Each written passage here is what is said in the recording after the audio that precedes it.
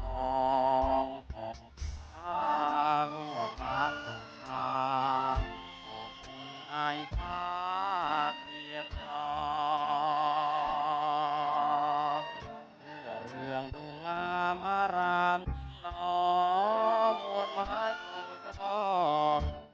ก็ล้วนต่างกันลางทางออกผ่านเต่าพันเจ้าเอ๋ยรุ่งราวเจ้าเอ๋ยดอกงามเอ๋ยอุตสาโลกนั้นตื่นจากพวงพิจารณาแห่งใจเอิงราปราบอุทานอาวัดอารามบทเพลงทานเหลืองงามยามมองใกล้ไกล อ่อนตรงอันสดใสหัดไทยให้คนบาปตามคุณจะรู้แล้วลวกแฟนเลิกแล้วอันไม่แล้วเพื่อนเอ๋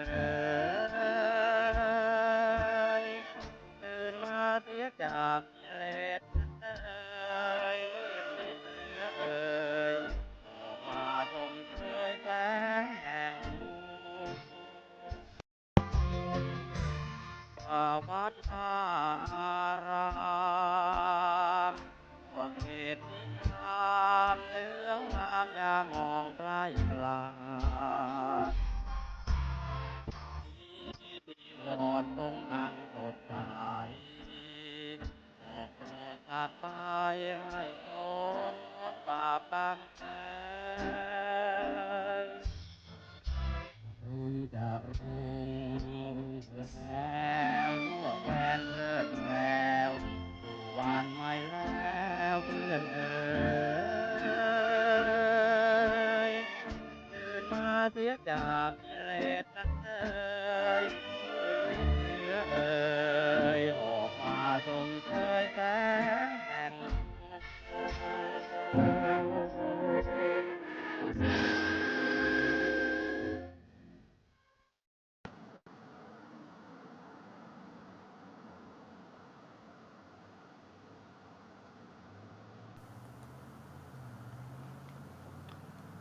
เจริญพรท่านสาธุชนทั้งหลายรายการธรรมทานจากวัดพุทธปัญญาเมืองพอมนารัฐแคลิฟอร์เนียประเทศสหรัฐอเมริกามาพบกับท่านผู้ฟังท่านผู้ชมในวันที่20เดือนสิงหาคมพุทธศักราช2569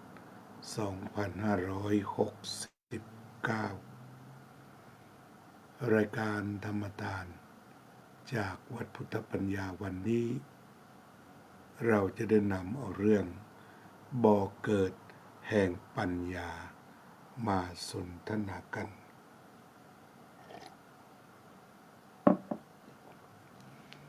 เมื่อพูดถึงตัวปัญญาแปลว่าความรอบรู้แปลตรงตัวปัญญาแปลว่าความรอบรู้คือจะกระทำสิ่งใดก็รอบรู้สิ่งนั้นเบื้องต้นหากพิจารณาถึงสิ่งใกล้ตัวทุกคนจะมีปัญญาเหมือนกันหมดส่วนใครจะมีปัญญาเฉียบคมด้านใดจึงแตกต่างกันแต่ว่าแต่ละคนมีปัญญาเหมือนกันคือมีปัญญา คือมีความรอบรู้อย่างน้อยหนึ่งเรื่องมีความรอบรู้ในการดำเนินชีวิตไม่ว่าจะคนอยู่ที่ไหน อยู่ในเมืองอยู่ในชนบทหรือส่วนใดของโลกที่สามารถที่จะคิดค้นการยังชีพด้วยตัวเองก็เรียกว่าปัญญาเกิดขึ้นแล้วที่ถ้าเรามองดูวิวัฒนาการมนุษยชาติเขาก็มีปัญญาของเขาเป็นหมื่นปีเช่นปัจจุบันนี้มีสารคดีของคนสมัยโบราณบุคคลเหล่านี้ก็มีเผ่าพันธุ์ของเขาที่สืบทอดต่อมาโดยไม่ขาดหรือไม่ตายหรือไม่สูญพันธุ์โดยเฉพาะอย่างยิ่งเช่น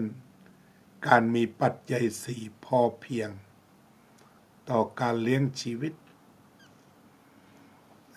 นั่นก็คือมีอาหารให้ตนและครอบครัวและเผ่าพันธุ์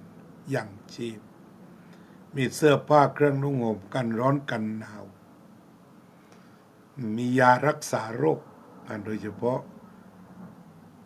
เกือบจะทุกเผ่าในโลกนี้จะเก่งสมุนไพรนั่นคือเรียกว่า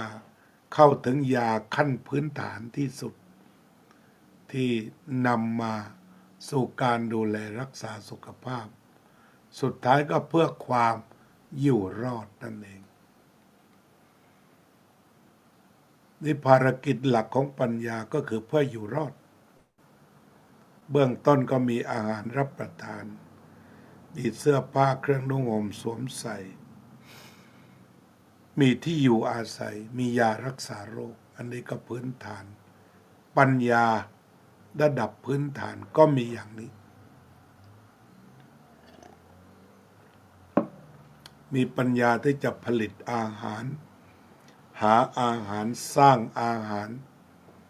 เก็บถนอมอาหาร อันนี้ก็เป็นภูมิปัญญาทั้งหมดจากการหมักดองหรือทางอลาสก้าเขาก็จะฝังไว้ใต้หิมะก็เป็นการเก็บอาหารชนิดหนึ่งทางมองโกเลียเคยคุยกับรองสังฆราชมองโกเลียเขาก็เล่าถึงวิธีการเก็บเนื้อเอาไว้ในไส้ก็จะมีไส้วัวไส้ควายใหญ่ๆทำความสะอาดให้เต็มที่แล้วหลังจากนั้นก็สับเนื้อสับเครื่องเทศยัดเข้ามาในลำไส้นั้นแล้วก็นำไปรมควันไว้ฤดูธรรมดาก็ไม่กินแต่พอฤดูหนาวหิมะลงอย่างหนักไปไหนไม่ได้ก็ค่อยๆเฉือนเอาลำไส้หรือว่าไส้ที่ทำไว้แล้วนั้นออกมาต้มทำซุปอย่างนี้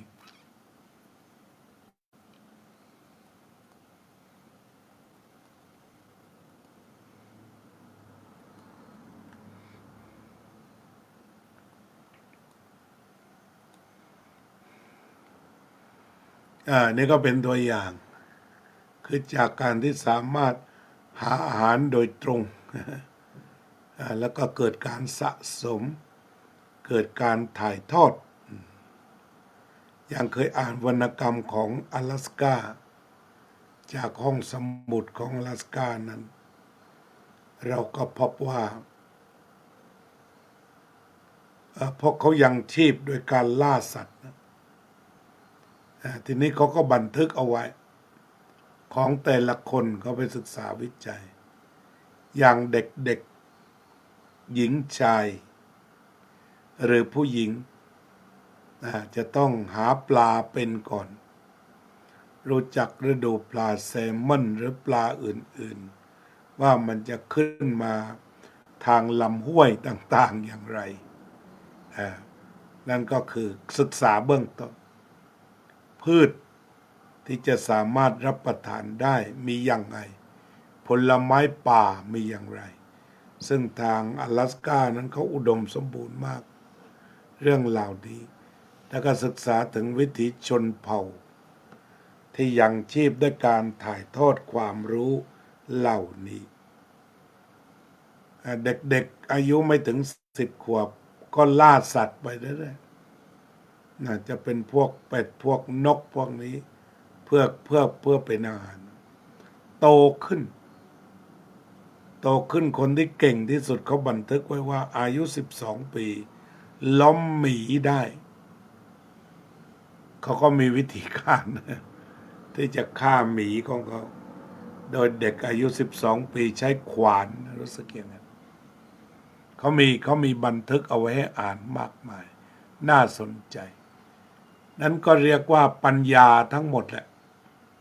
ทีนี้เราก็ไม่ต้องไปเทียบกับใครถึงระดับเด็กที่ล้มหมีเป็น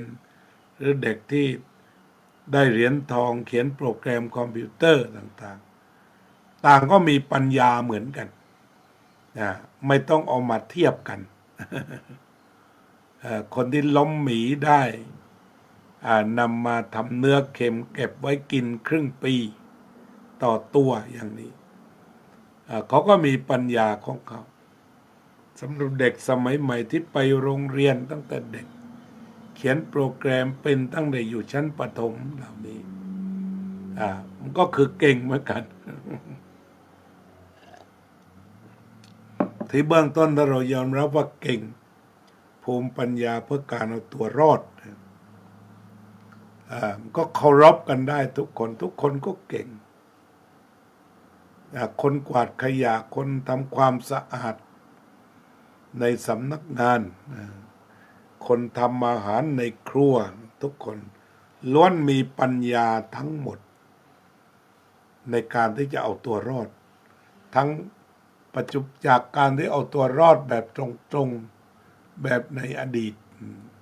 ก็กลายเป็นว่าปัจจุบันนี้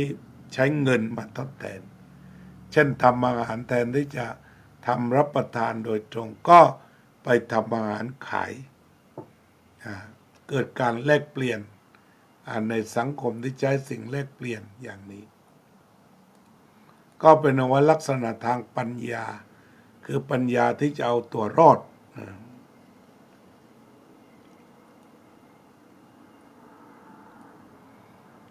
ทีนี้ปัญญาที่จะเอาตัวรอดมันจะมีองค์ประกอบ2 อย่าง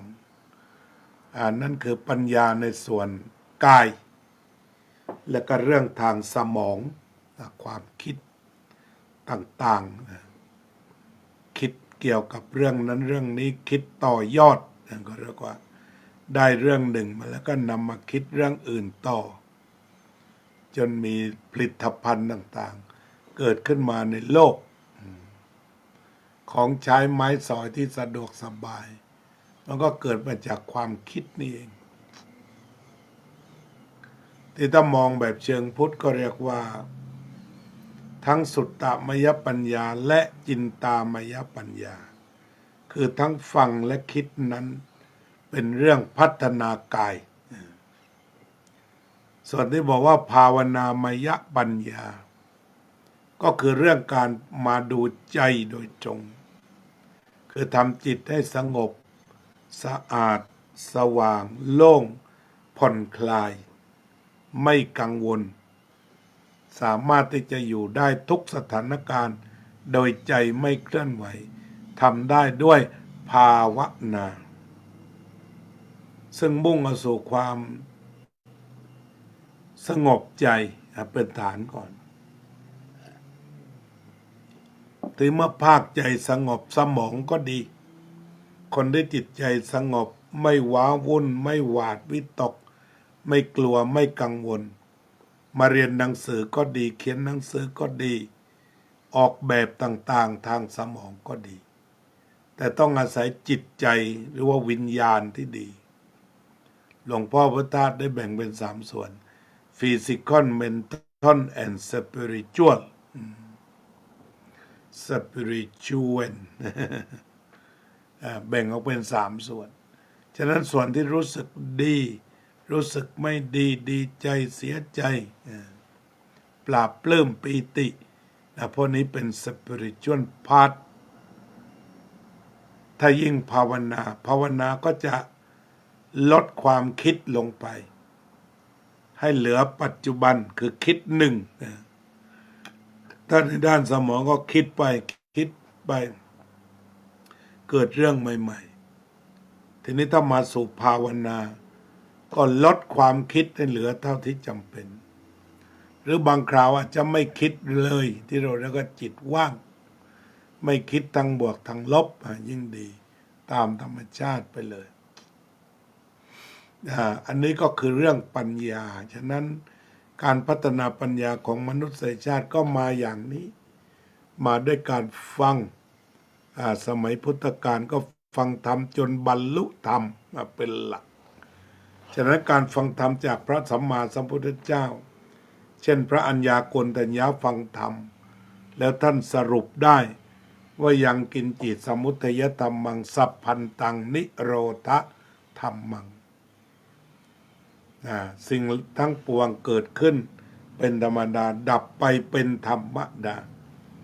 ปรากฏการณ์พระอัญญาโกณฑัญญะคือปรากฏการณ์แห่งปัญญาที่ครบนั่นก็คือเริ่มจากสุตตมยปัญญาฟังธรรมจักรกับปวัตตนสูตรของพระพุทธเจ้าและต่อไปจินตามยปัญญาคิดตามแล้วก็สรุปความคิดออกมาว่าสิ่งใดสิ่งหนึ่งเกิดขึ้นเป็นธรรมดาสิ่งนั้นดับไปเป็นธรรมดาแล้วก็จิตของท่านก็ตื่นเบิกบานเข้าถึงพระรัตนตรัยเข้าถึงพระพุทธพระธรรมพระสงฆ์เป็นสรณะในขณะนั้นเป็นเรื่องจิตโดยตรงโดยการไม่รับสิ่งอื่นนอกจากพระพุทธพระเจ้าพระธรรมพระสงฆ์มาเป็นสรณะแต่ก็ละสังโยชน์ได้ละสักยทิฏฐิละวิจิกิจฉาละสิทธปรมาสสฉะนั้นจุดบรรลุมันก็อยู่ที่จิตอยู่ใน spirituality มันจะอยู่ในส่วนนี้บรรลุอรหันต์ก็อยู่ในส่วน spirituality นี้อาตมาเลยให้ความสนใจที่หลวงพ่อท่านได้แบ่งมาชัดมีสมองด้วยเพราะฉะนั้นเราอาจจะเห็นได้ว่าเราไปเดินออกกำลังกายเนี่ยเพื่อให้สุขภาพกายดีไปเรียนคณิตศาสตร์ไปเรียนวิทยาศาสตร์เรียนภาษาไทยภาษาอังกฤษเพื่อที่จะพัฒนาสมองให้ดีแล้วก็ฝึกภาวนาให้คิดน้อยลงที่สุดเท่าที่จะคิดได้โดยสกัดการรบกวนจากรักโลภหลงชังไม่เข้ามากวนใจตรงนี้เรียกว่าภาวนา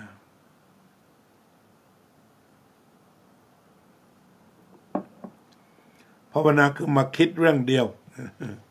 มาคิดอยู่เฉพาะเรื่องเดียวในทางพุทธศาสนาที่พระพุทธเจ้าสอนก็คือคิดเรื่องลมหายใจอานาปานสติมาคิดเรื่องเดียวมันก็กลายเป็นภาวนาเลยคิดอยู่เรื่องเดียวจนจิตหยุดถ้าจิตหยุดได้เท่าไหร่หยุดเล่นเท่าไหร่ความสดชื่นเบิกบานและความไม่เหน็ดเหนื่อยก็มีเท่านั้นเอานะเราก็มาดูลมหายใจกันสักหน่อยอาตมาก็ได้ทำเนื้อหาเกี่ยวกับลมหายใจเอาทุกคนมาดูลมหายใจกันพักการคิดเรื่องอื่นคิดเรื่องเดียวลมหายใจหายใจเข้าหายใจออกสติคอยบอกรู้ตื่นเบิกบานฝึกแล้วฝึกอีกฝึกจนชำนาญรู้ตื่นเบิกบานทุกลมหายใจ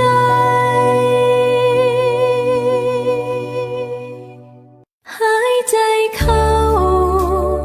หายใจออกสติคอยบอกรู้ตื่นเบิกบานฝึกแล้วฝึกอีกฝึกจนชำนาญรู้ตื่นเบิกบานทุกลมหายใจหายใจเข้า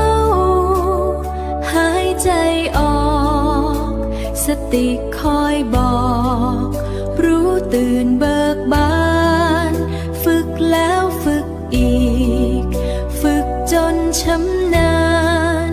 รู้ตื่นเบิกบาน ทุกลมหายใจ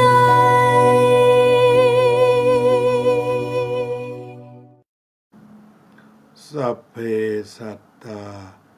สัตว์ทั้งหลายที่เป็นเพื่อนทุกข์เกิดแก่เจ็บตาย ด้วยกันทั้งหมดทั้งสิ้นอเวราโหนตุจงเป็นสุขเป็นสุขเถิด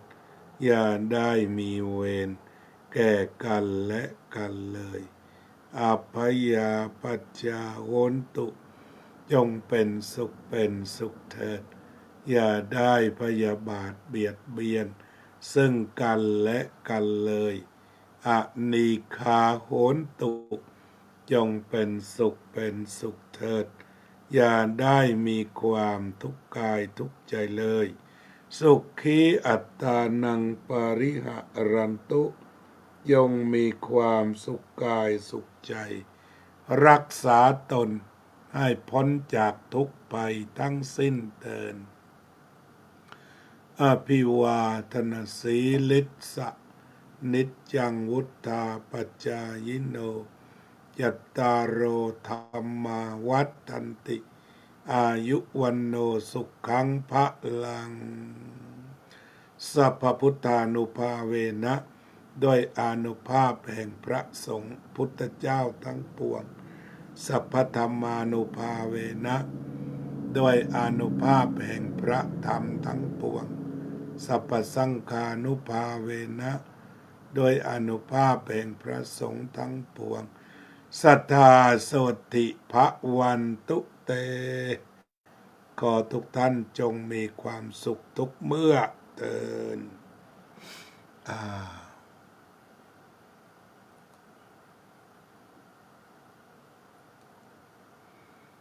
อาจารย์สาธิตสวัสดีครับโยมกัลยาเจริญพรโยมอุบลเจริญพรโยมอุบลเจริญพร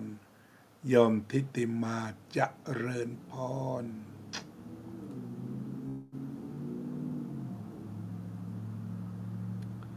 ก็คงจะอำลาญาติโยมไปแค่นี้ก่อนพบกันใหม่วันพรุ่งนี้